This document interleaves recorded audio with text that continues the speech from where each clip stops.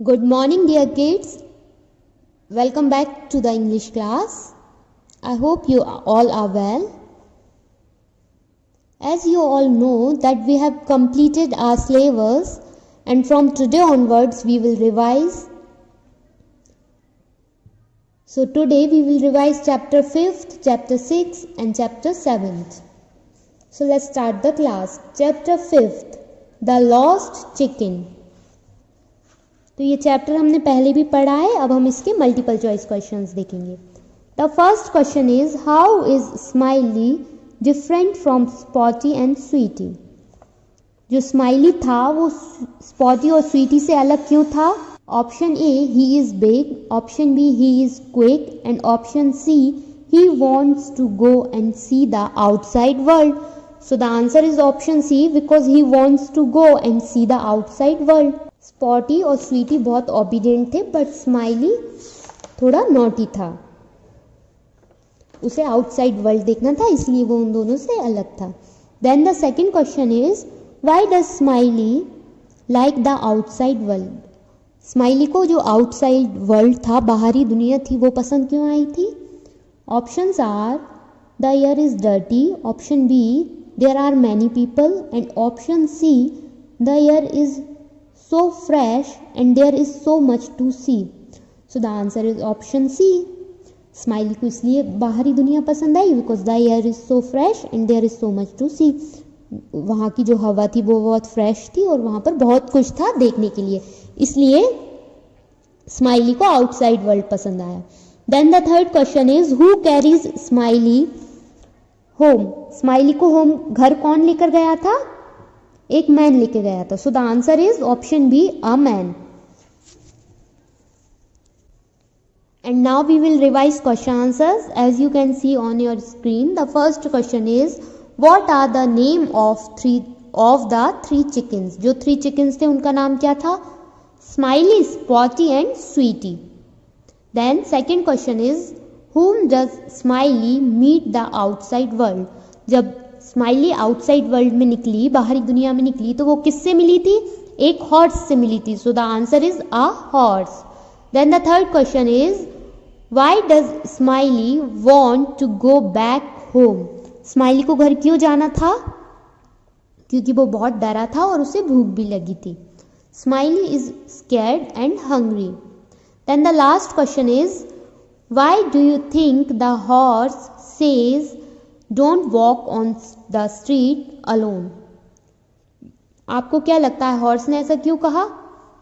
क्योंकि वो बहुत काइंड था, because he is very kind.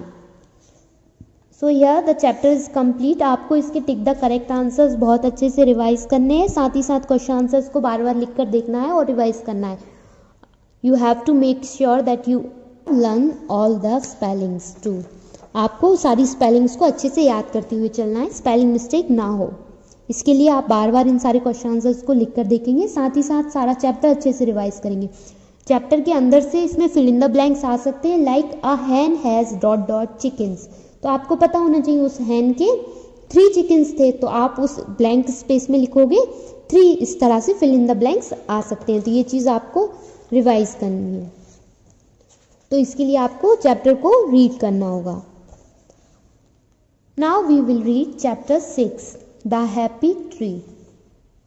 ये चैप्टर भी हम पढ़ चुके हैं. ये एक सीड की स्टोरी है जिसका नाम मुनमुन होता है और हमने देखा कैसे वो एक बड़े गुलमोहर ट्री में कन्वर्ट हो जाता है. तो स्टोरी में हमने देखा कि मुनमुन की लाइफ में ट्री बनते बनते कैसे अप्स एंड डाउन्स आए और लास्ट में मुनमुन ने हमें मैसेज दिया कि हमें ट्रीज को कट नहीं करना है. अब हम इसके टिक द करेक्ट आंसर पढ़ेंगे. So open your books, page number 57. The first question is why it is not easy for Munmun to push the mud. Munmun के लिए मड को पुश करना इजी क्यों नहीं था? क्योंकि मड बहुत हार्ड थी. So the answer is option A, it is hard. Then the second question is which tree does Munmun grow up to be. Munmun कौन सा ट्री बना था?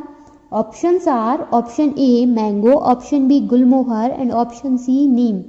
So the answer is option B, Gulmohar. Then the third question is the sound pitter patter is the sound of. Options are option A wind, option B C and option C rain, तो वो sound rain का था, pitter patter. So the answer will be option C. Then as you can see on your screen there are question answers. The first question is where is Munmun sleeping? Inside the soil, soil के अंदर. Then second question, what does Munmun see as he peeps out of the soil? Munmun जब soil से बाहर आई तो उसने क्या देखा? Lights. Then the third question is what makes Munmun happy when he comes out of the soil? जब Munmun soil से बाहर आई उसे क्या, किस चीज़ से सबसे ज़्यादा खुशी मिली थी? कि उसने अपने चारों ओर लाइट्स देखी, ग्रीन ट्रीज देखी, इससे उसे बहुत खुशी मिली. He is happy to see light and green trees around him. Then the last question is what message does Munmun give to us? Munmun ने हमें क्या मैसेज दिया? हमें ट्रीज को कट नहीं करना है और उनकी केयर करनी है. We should not cut the trees. So इस चैप्टर में भी हमें टिक द करेक्ट आंसर्स अच्छे से रिवाइज करना है. क्वेश्चन आंसर्स को भी बार बार लिख कर देखना है और रिवाइज करना है. देन चैप्टर भी अच्छे से रिवाइज करना है. इसमें से फिल इन द ब्लैंक्स आ सकते हैं.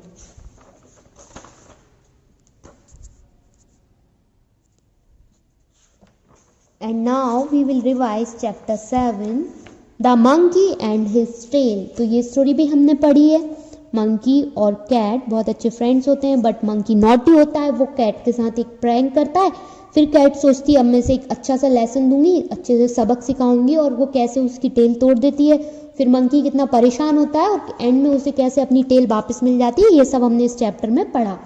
सो open your book page number 66. Revise, tick the correct answer in each. The first question is who said these words. ये जो वर्ड्स दिए हुए हैं ए बी कर उनमें हमें देखना है ये किसने, ये लाइंस किसने कही. The first one is oh your ears look like butterflies. ये किसने कहा?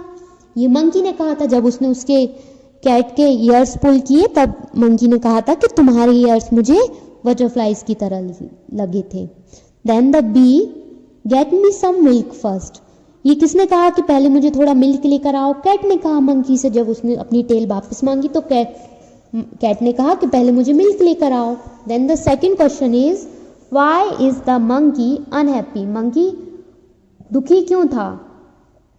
Options, option A the cat is sleeping. Cat सोई हुई थी. He has no tail now. अब उसके पास उसकी टेल नहीं थी. And option C the cat is angry. Cat गुस्से में थी. And option D he is sick. तो वो क्यों अनहैप्पी था? क्योंकि उसके पास टेल नहीं थी. The answer is option B. He has no tail now. Then the third question is why does the cow want grass? Cow को grass क्यों चाहिए था? खाने के लिए, to eat. So the answer is option B.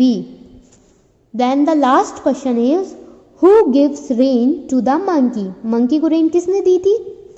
Rain कौन करता है? Cloud. तो cloud ने दी थी. Answer is option C. Cloud. Then as you can see on your screen there are some words which we have to revise. The first word is enjoy.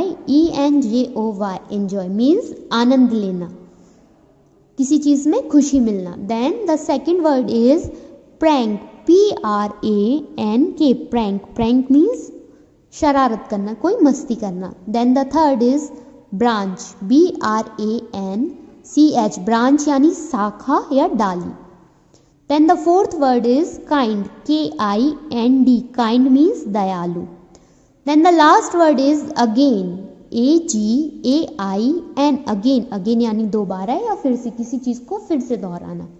तो ये words हैं जिनके मीनिंग्स आपको याद करने हैं. इनकी स्पेलिंग्स आपको अच्छे से याद करनी है. इनका हिंदी मीनिंग आपको पता होना चाहिए. एग्जाम में जब इन वर्ड्स का हिंदी मीनिंग दिया हो आपको उसका English meaning with the spelling correct याद हो और आप उसे अच्छे से एग्जाम में फिल कर पाए. इसलिए आपको इन सारे वर्ड्स को अच्छे से रिवाइज करना होगा. Now we will revise question answers. The first question is why is the cat angry with the monkey. जो कैट थी वो एंग्री क्यों थी? क्योंकि मंकी ने उसके ईयर्स पुल किए थे. So the answer is because he pulls her years.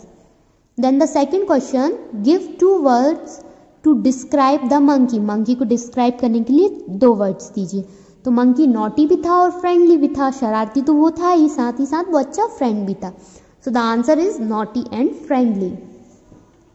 Then third question is how do the monkey and cat enjoy themselves?